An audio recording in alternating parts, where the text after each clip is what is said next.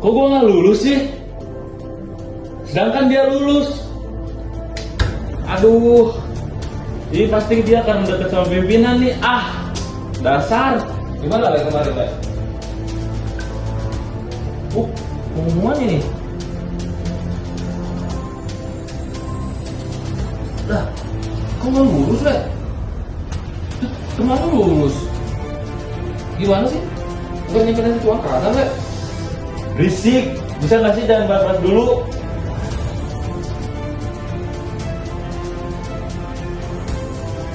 Aduh, dia pasti lolosnya itu karena udah kesal pimpinan.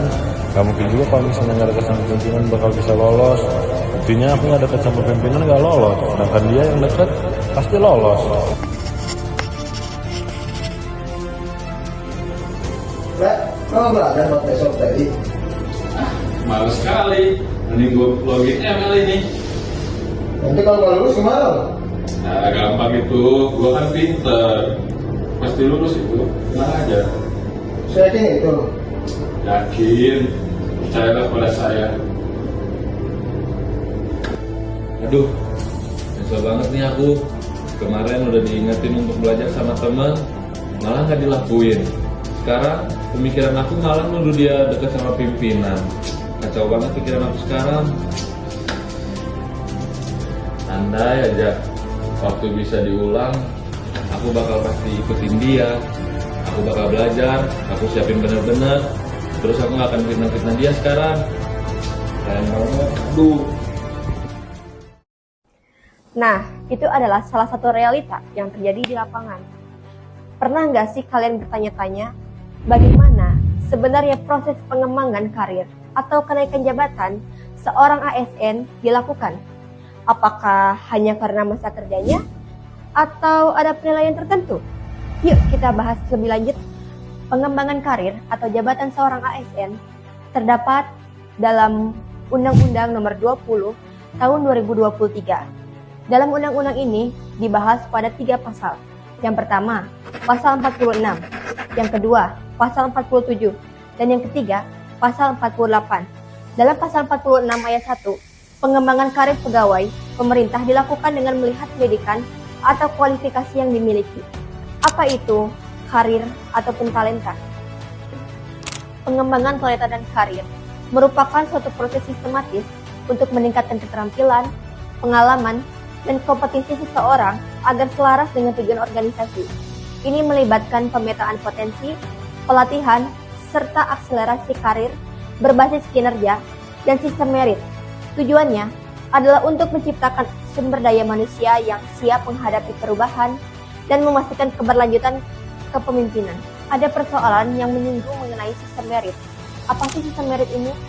Sistem merit merupakan kebijakan dan manajemen aparatur sipil negara atau ASN yang didasarkan pada kualifikasi, kompetensi, dan juga kinerja secara adil dan wajar tanpa diskriminasi. Tujuannya adalah memastikan rekrutmen, promosi, dan mutasi objektif profesional serta bebas dari investasi politik dan juga KKN. Pada pasal 46 ayat 2, pengembangan karir dilakukan melalui mobilitas talenta.